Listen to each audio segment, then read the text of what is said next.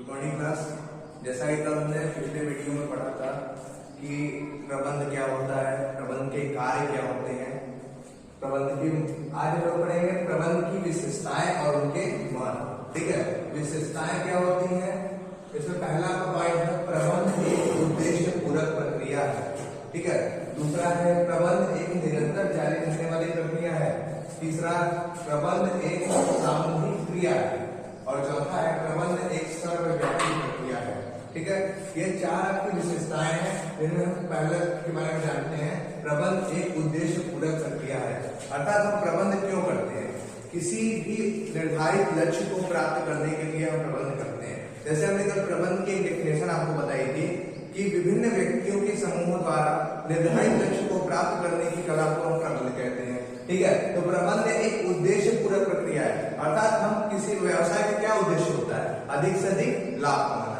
ठीक है, तो प्रबंध के द्वारा संगठन की स्थापना करते हैं और संगठन के द्वारा हम कार्य करा के अपने उद्देश्यों की प्राप्ति करते हैं। तो इसी प्रकार से कहा गया कि प्रबंध एक उद्देश्य पूरक प्रक्रिया है, अर्थात प्रबंध के सामने जो उद्देश्य होता है उस उद्देश्य को प्राप्ति करने के लिए ही प्रबंध संबंधित कार्य को किया जाता है।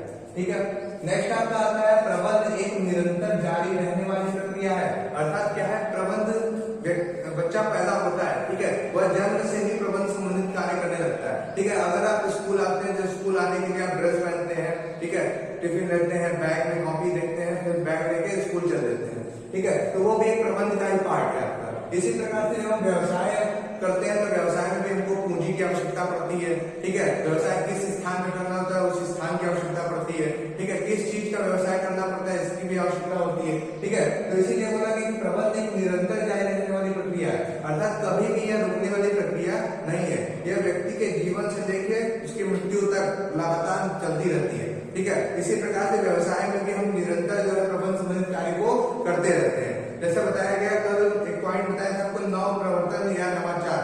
ठीक है, उसमें क्या था कि नव प्रवर्तन मतलब नए नए परिवर्तन और नवाचार मतलब नए नए विचार।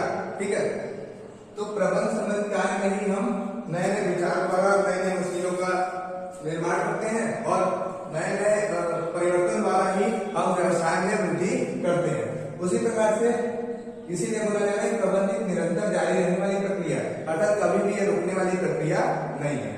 नेक्स्ट आपका आता है प्रबंध एक सामूहिक क्रिया है, अर्थात प्रबंध कोई अकेला व्यक्ति नहीं कर सकता है। हम स्वयं अकेले कोई भी प्रबंध नहीं कर सकते हैं। इसके लिए क्या होता है, जैसे हम कोई बड़ा बिजनेस करते हैं तो उसके लिए हमको विभिन्न व्यक्तियों के समूहों की आवश्यकता पड़ती है। ठीक है, अर्थात हम जब कोई बड़ा बिजनेस कर रहे हैं तो उसमें हमको दो या दो से अधिक व्यक्ति, संगठन का अर्थ क्या होता है? दो या दो से अधिक व्यक्ति मिलकर निर्धारित लक्ष्य को प्राप्त करने के लिए जो कार्य करते हैं और संगठन कहलाता है। तो उस संगठन की हमें आवश्यकता होती है, किस लिए? प्रबंध को करने के लिए। तो इसीलिए बोला गया कि प्रबंध एक सामूहिक क्रिया है, प्रबंध केवल एक व्यक्ति द्वारा संपन्न नहीं की जा सकती है, यह सभी के द्वारा, अर्थात जितने भी संगठन में व्यक्ति आए हुए हैं उन सभी व्यक्तियों के द्वारा ही प्रबंध संबंधित कार्य को किया जाता है। इसीलिए कहा गया कि प्रबंध एक सामूहिक क्रिया है। ठीक है, उसमें संगठन करने का आपको बताया था कि संगठन जब बन जाता है तो उसके बाद स्टाफिंग किया जाता है, अर्थात नियुक्तिकरण।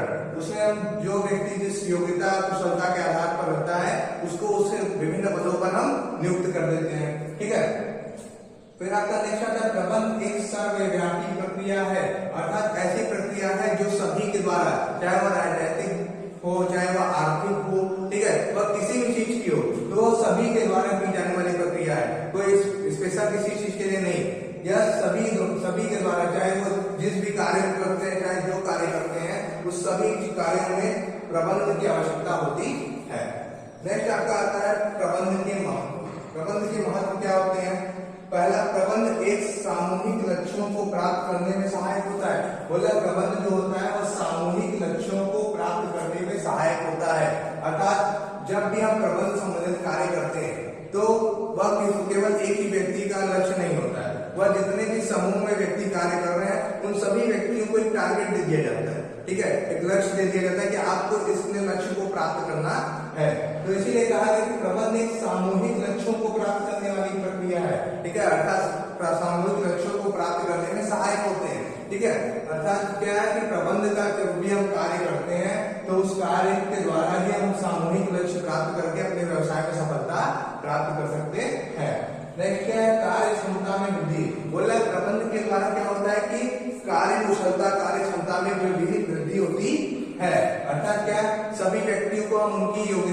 अनुसार विभिन्न पदों पर नियुक्त कर देते हैं, तो उसके अनुसार वे अपने कार्य को करते हैं और वह समय समय पर उनको उत्साहित किया जाता है, जिससे कि वो अपनी कार्य क्षमता में वृद्धि करने लगते हैं, जिससे कि हमको अधिक से अधिक प्रॉफिट होने लगता है। नेक्स्ट, समाज का विकास। बोला प्रबंध के द्वारा हम सामाजिक विकास भी करते हैं। जैसे क्या है कि प्रबंध के द्वारा हम जो भी कार्य करते हैं वह उसके फलस्वरूप जितने भी हमें प्रॉफिट होती है तो उसका टैक्स हम सरकार को भी पे करते हैं, ठीक है, जो राष्ट्र के विकास में सहायक होता है।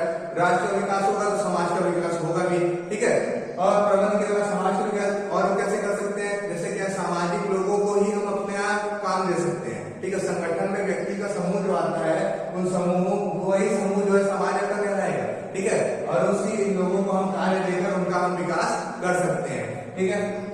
नेक्स्ट आता है गतिशील संगठन का निर्माण। बोला प्रबंध के द्वारा क्या होता है, एक प्रबंधक जो है प्रबंध के द्वारा ही गतिशील संगठन का निर्माण करता है, अर्थात ऐसा संगठन रहता है जो कि तीव्रता से कार्य करता है, जिससे कि हम निर्धारित लक्ष्य को अति शीघ्र प्राप्त कर सके, ठीक है।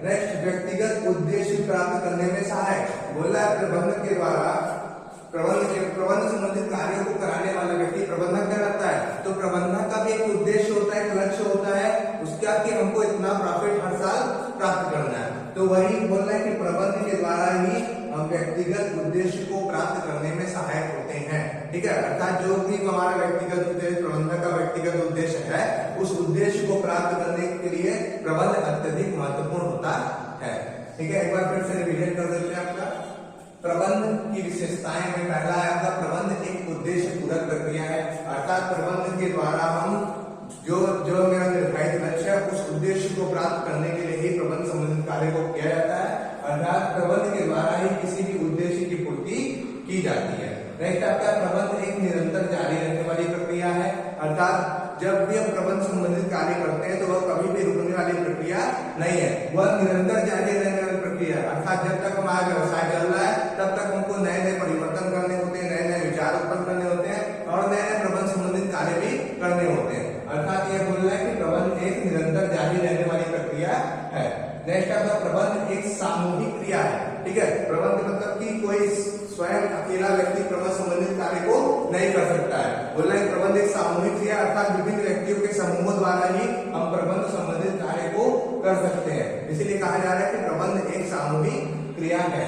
नेक्स्ट, प्रबंध एक सर्वव्यापी प्रक्रिया है, अर्थात यह कोई ऐसी विशेष प्रक्रिया नहीं है जो कि किसी विशेष कार्य के लिए की जाए, यह सभी के द्वारा की जाने वाली प्रक्रिया है, चाहे वह राजनीतिक हो चाहे वह आर्थिक हो, ठीक है, वह सभी दशाओं में की जाने वाली प्रक्रिया है, इसलिए कहा गया कि प्रबंध एक सर्वव्यापी प्रक्रिया है।